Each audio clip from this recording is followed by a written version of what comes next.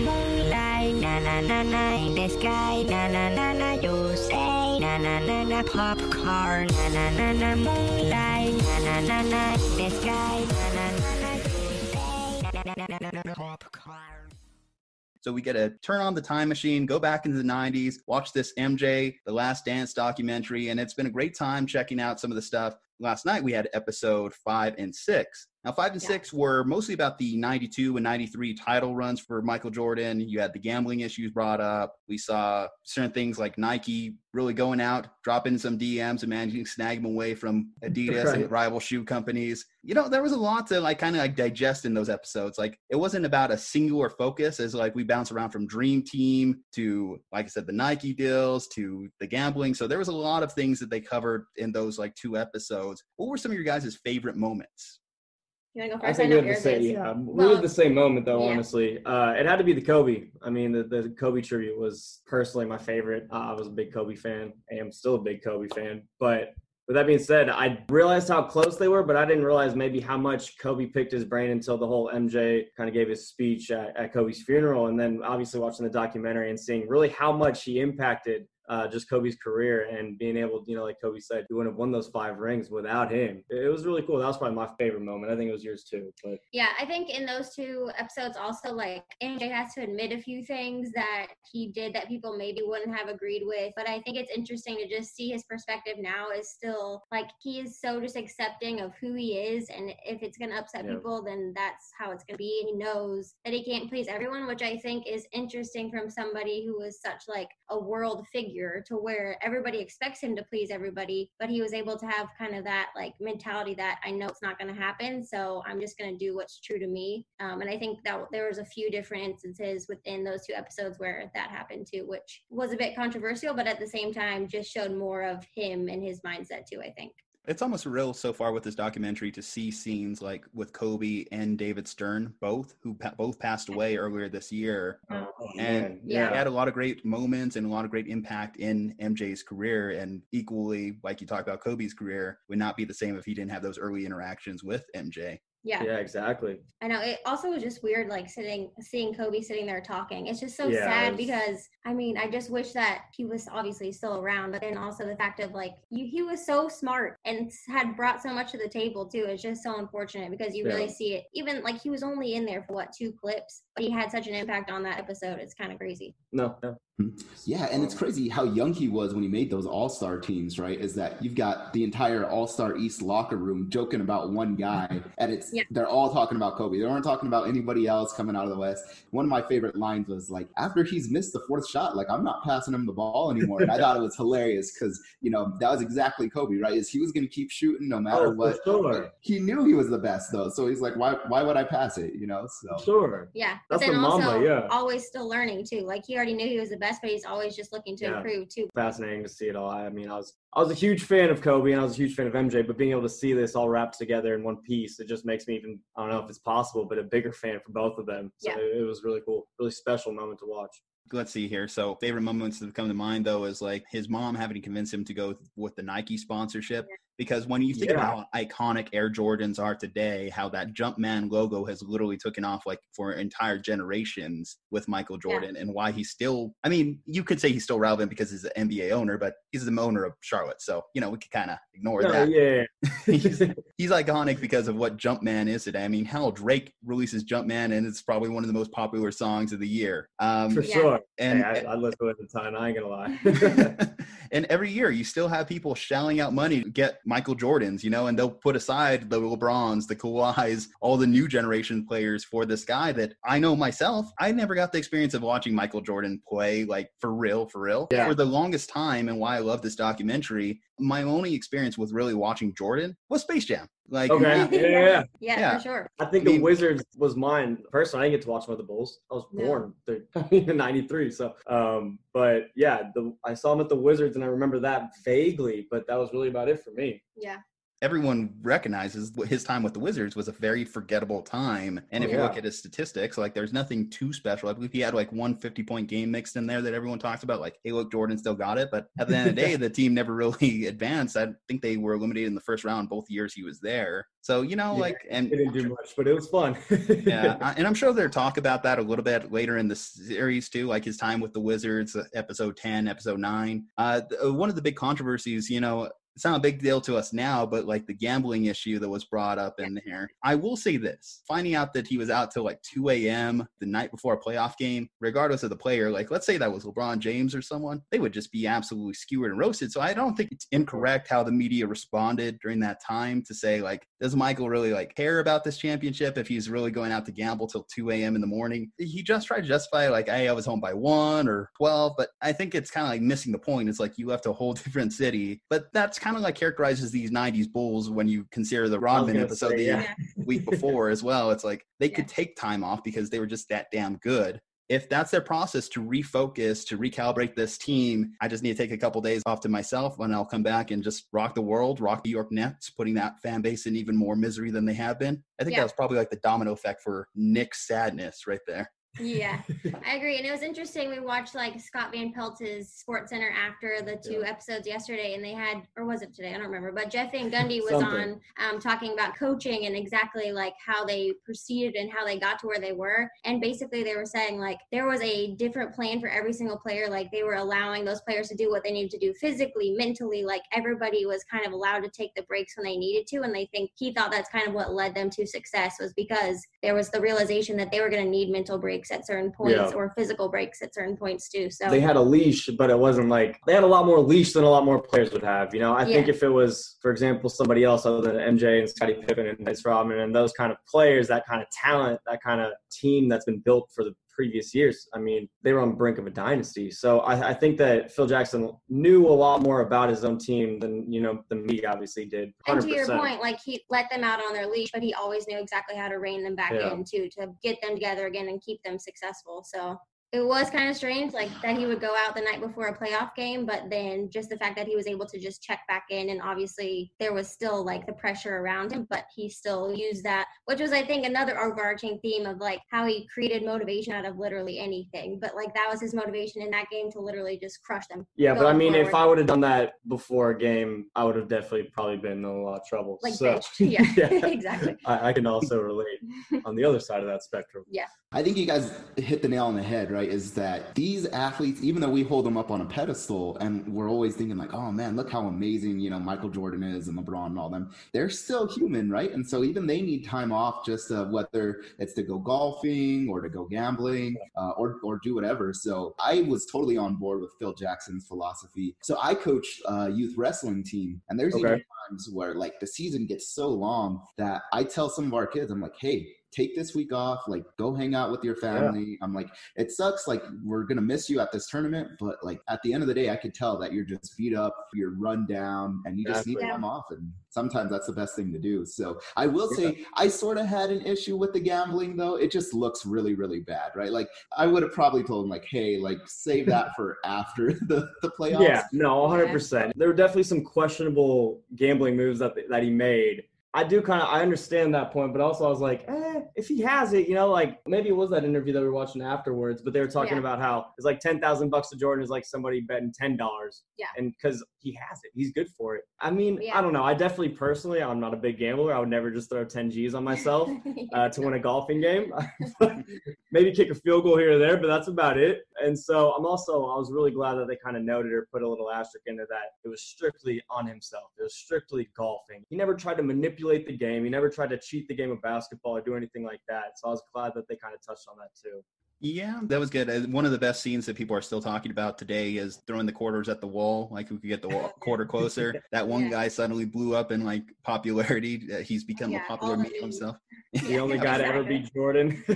Pretty much. Another thing they addressed, it was kind of like a controversial stance for Jordan at the time was, and there's been a lot of speculation, did he actually say this? Republicans buy shoes too, because a lot of people criticize him. Is he a selfish character? Does he only care about the money? But I think it's more a testament to the fact that what Jordan said, I'm not an activist, I'm an athlete. And, not every public figure, not every athlete necessarily needs to be an activist. Sometimes they just want to do and live their life as is. I mean, I know for ourselves too, on this show, we've taken the stance, we want to just be about the sports. Yeah. All the other stuff, save that for ESPN and whatnot. We're going to focus just on the sports concept itself. And some people will even look at that as a political statement being apolitical. So I was glad that they talked about it, because there has been, like I said, it's been one of those things like, did he actually say that? Did he not? And they put it here in the documentary for all to see. Yeah, I thought it was interesting too that he mentioned like his mom was trying to get him to do something about kind of voicing an opinion in favor of the Democratic candidate that everybody wanted him to kind of back. And he was like, I'm not going to back somebody I don't know, which is a fair, I think, kind of statement. But then also he said he gave money to his, at least, campaign to try and support in that way, which was interesting. I don't think that people probably put much emphasis on that. They focus on that one comment that, like you said, he may or may not have made, but he did try and at least support in some way. But I think that goes back to the media always focusing in on one thing and kind of leaving out details about other things surrounding an event. So I agree. I'm glad they included it just to get his perspective in general on it, but another interesting story outside of just basketball too. Like there's so much going on in his life. When you look at the crowds that would surround his hotel, I guess one big question regarding that is, for everyone here, would you want to live the life of Michael Jordan? There's pros and cons for sure, but I don't think that I could deal with the constant annoyance of people. Like I like being away from people for sure. I think being able to influence as many people as he was able to do, I think that's one thing that I would love to obviously be kind of, but literally the only place that you have privacy is your hotel room. I don't know if I could deal with that. And then also nowadays, you're really not in the privacy of your own hotel room if you have a cell phone in your hand. I think it'd be such a different game with social media nowadays with, for example, LeBron James. He's probably one of the top spotlight athletes in our generation right now. And so I don't know, it'd just be such a different concept, but to be able to influence that many people would be fantastic, I think, personally. It'd be really difficult. So it'd be amazing to have his level of talent at any sport, right? And be a transcendent athlete where people all around the world are looking up to you. But, I think even with the gambling stuff, everybody's got you under such a microscope that any little thing that you do is going to be perceived one way or the other, right? So had he given money to, I want to say, was it Herbert Grant or something like that was the Democratic nominee that you sounds close. Yeah, sounds close to right. Yeah, something like that. If he had just come out and said, okay, yeah, I fully support him, then the whole media would have been like, oh, now he's against this person, he doesn't like Republican or whatever. And then if, he even admitted his statement and said, yeah, I said like Republicans buy shoes too. And even that was subject to a lot of criticism. So I agree with you guys. It would be so difficult always living under a microscope where every little thing that you do, every little thing you say is going to be subject to some type of criticism. Yeah, for sure. You can't meet everybody's expectations. There's like no possible way. I don't know. I also got really sad because then I was like, man, the media drove Michael Jordan out of sports. Like, just think about if he wouldn't have gotten driven out of sports by the media, what could have been? I mean, how much more excitement could we have gotten to see from him? So it's kind of a double-edged sword. I don't know. I was sad, but also I was like, man, what a tough life. Like, I understand it. I don't blame him at all. Yeah. Well, it was either the media or Jerry Krause who, again, just the disrespect that this guy is getting during the documentary. I will say this, because the hot take is everyone to be on Krause, hate on Krause because of the way he's being portrayed so far in this documentary. And yes, there are moments with the coach thing, rather than being there to support his team in the finals and stuff like that. But he did assemble that roster. We can't completely say that he's just a terrible GM. He made the decision to, go out there and get a Scottie Pippen, Horace Grant, had the balls to get Rodman despite past shady record and even the dispute with the bad boy Pistons. So you do have to give Jerry Krause at least that. But there was that moment where MJ smoking the cigar and he's like, I can't give you one, it'll stunt your growth. And I'm just like, oh my God, this guy's a savage.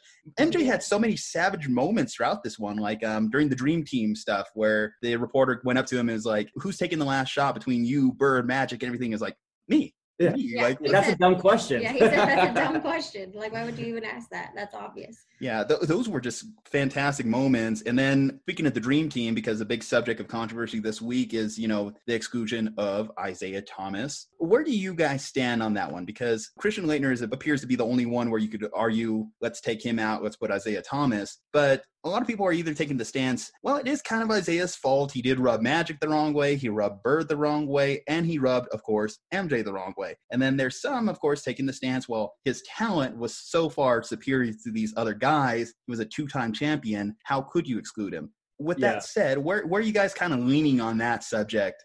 I think we agree on this one, but for the most part, I was on the side of MJ and Magic and Bird, because personally, when you're looking at a team and you're going to war with your brothers and you look over and you don't trust one of your brothers that you're going to war with, things get kind of sketchy and then you don't really perform as well. And I was in agreement with it. I thought it was a smart move because at the end of the day, they won. And arguably that was one of the most stacked teams of all time, personally. But so no, I agreed with it. I think it's tough to kind of say that because he is so talented. Like MJ said, behind Magic, he was the second best point guard of all time. So, I mean, it's a double-edged sword too, but I was fine with it. I thought it was a smart choice. Yeah, I agree. And I think just as a coach putting together a team, like I know there's a lot of rumors that MJ was the one who just said, no, he can't be on the team. But I think it's pretty much been proven up until this point that that's not actually how it kind of played out, that he was not ever actually asked, like, do you want him on the team or not? And he said, no, like that's not actually what happened. So I think if you're a coach looking and you know for sure you want Magic and you know for sure you want MJ and you know for sure you want Bird, would you ever add somebody who none of those three people like to your team? Like, I just think the obvious answer is no. So I agree with it just because you're wanting team chemistry, you're wanting to go represent the United States. That's like a wild card to throw somebody in there who nobody likes on the team. So I agree with it just from a personality perspective and just kind of like what was going on ego-wise amongst all those people. But talent-wise, obviously, you would think he should be on it. But talent-wise, without a doubt. That was the exact point that I was thinking of, is that from USA Basketball's perspective, that is probably the best thing that they could have done. Because if they had said, hey, we don't care about your guys' opinions, we're just getting the best team together, then all those other guys possibly could have said, all right, kick rocks, like I'm out of here. And then we don't have a dream team at all. So yeah, I totally agree. I mean, the competitor in me, I would have been like, hey, let's get anybody that's got talent. Like I'm down to bring our best team. But I could see like those guys have such big egos and they're the best in the world. So if they just don't like you, they don't need to play with you. You're out. Like, nope, screw you guys. But yeah, so I agree with that point in that USA Basketball and the coaching staff, they made absolutely the right decision to grow the United States international team. They had to do what they had to do. And if that means you got to leave a really good player out, you got to do it. Agreed. Yeah, no, I agree. But how about how Jordan, and speaking of that team, though, how Jordan and Scottie Pippen took it upon themselves to give welcome to the NBA rookie moment to Tony Kukoc, who ended up being one of the instrumental parts in their second three-peat. I love the interview. Yeah, he said, I had no idea why they did what they did to me. He's like, I've never even met them and I don't even know what happened. But I get it at the same time is like, I would not have done that personally. Jerry Krause, blame him, man. He started the whole thing. I mean, how petty, how Petty level is it that these guys are just like, man, just to prove Jerry Krause wrong, we're just going to go wreck his draft pick. It's like, guys, not a smart move, but I guess if arguably the GOAT, I guess you can do that. I would have never personally done that. That's like extreme hazing to the max level, to the point where they don't even want to join your brotherhood. But I think it also presented a good opportunity for Kukoc to come back and prove them wrong and prove kind of why he actually is capable of being part of their like master team, because he came back. Obviously that his team still lost, but he had a really great second performance, and clearly it kind of changed the opinion of them regardless of what Krause thought. So as much as it was crappy in the first game, at least he had and actually took the opportunity to like change their opinions of him in the second game. And the NBA had to feel so easy to him when he came to the NBA. I mean, he literally played against the best of the best in his first game against some NBA talent. All right, the first game he kind of got his ass handed to him. But the second time he played, he did his thing. So the NBA had to kind of say, or the best NBA talent on that dream team was probably like, all right, I mean, this guy coming over, he's going to be nice. He's going to be something special potentially. I mean, I think MJ said that, something along the lines of that anyways. Yeah, and, you know, like Croatia in the 90s wasn't nearly what some of these international teams are today. I mean, one of the first, like, episodes we ever had on this show, we were talking about how the U.S. basketball team sucked in the WBC, and it's just like, you look at that, and it's like the international play, because of the impact of this dream team, has just been skyrocketing ever since. And now you look around the league, and you have Dirk, you have Luka, you have these guys that are just tearing it up, and even some Spencer of our guys now deciding to go play somewhere else. Even some of our guys are going to other countries now, and it's insane the impact, the growth that it's had. We bring up Yao Ming and stuff like that. Man, the game skyrocketed after these guys put that team together. If it costs Isaiah Thomas, Isaiah, MJ, we know who had the bigger impact, you know? So with that said, rating system on this, guys. So our rating system's a traditional 5-star, but we have different names for it. So strikeout, that's a 1-star. Foul tip, 2. Texas leaguer, you know, base hit, that's a 3. 4 is warning track power, and 5 is a home run. Where you guys got a rating for these 2 episodes? And remember, 5 is perfect. Can't get any better. What was number 4? Warning track power. Like, it's back, it's to the track, it's off the top of the wall. I think I'd go with that option just because I kind of, to your point earlier, where it kind of bounces around a few different times and covers off on a few miscellaneous subjects where I think they kind of had to fit them in within some episode. I do like how the previous episodes were a little bit more like cohesive on one specific topic or one person. So I would say it wasn't quite a home run on these 2, but still really, really good and insightful. Yeah, I think the Kobe one was a home run for me just because personally being able to see Kobe again and see him talk about the influence of MJ, got to give on a home run. I would love to see more of Kobe. I don't know if they had any more footage, but that would have been spectacular. But the 6, I'd say probably 4, 100%. I also got to ask you guys a question after I hear y'all's rating because I want to talk about the Horace Grant thing. Oh, yeah. Okay, for sure. Well, let's see here. Dre, where are you going with this? I'm going to give it a base hit, just a 3-star. And the reason I do that is because some of the other episodes that I enjoyed more, I gave a 4-star. So I'm like, I can't be as high as them. So it has to be the next one down. Yeah, I did really enjoy, the Kobe stuff just because, that was my boy. I'm a Lakers fan. But then also seeing like the Nike stuff, like you mentioned earlier, Juju, is that had Nike never gotten Jordan and Jordan had never been as good as he was, Nike's not a $1 billion brand today, and so it was cool seeing that history and how that all went down. But the episodes did bounce around a lot, as you guys mentioned, and so that was the stuff that I didn't like. So let's see here. So sliding scale, I gave the first round episodes a home run. I slid down to a warning track power for the next 2. Now, this one, I kind of agree with Dre here a little bit on that 3 middle of the pack thing, because although there was great subjects in here that they covered, the fact that they were all over the place with it kind of did raise some concern. And I did listen to a great point on some of the more difficult subject matter. You have to remember that Michael Jordan had to approve everything that was put in this documentary. So we can't take everything as fact, and we do have to consider the part that some of the more objective stuff was probably cut or left on the cutting room floor. And that's why I guess I'm going to lean with Dre here. It's a Texas leaguer. It's a bloop single. Hey, sometimes a bloop and a blast can get it done, and this can still end up being a home run as a series overall for me. Yeah. I can't argue. It did bounce around a lot. I agree. Yeah. You had to remember bits and pieces, and a lot of it, I actually didn't even know all of the stuff about the Adidas and Nike deal. So that was new information for me. Yeah. I mean, if you told me that like just one episode was purely Dream Team stuff, and then maybe one episode was purely dedicated to the Portland and the Phoenix series, maybe that would have been a better way to structure it, to format it. But the fact that literally that first episode, if you had to describe it, you have to hit on like 3 or 4 different subjects before you can. I think they fit in the Republicans buy shoes, initial thing with the Nikes, the U.S. basketball thing, his little thing with Reebok. All of that was just one episode, and the Portland series was in there as well. Yeah, it was a ton. And the Kobe stuff was in the first and episode. Kobe was part of that too. So yes, you had like 7 different subjects in one, and then the second one was more like just the Phoenix series. So maybe combine those 2. Yeah, that's about where I'm at. Yeah, no, I agree. That's a great point. Yeah, that makes sense.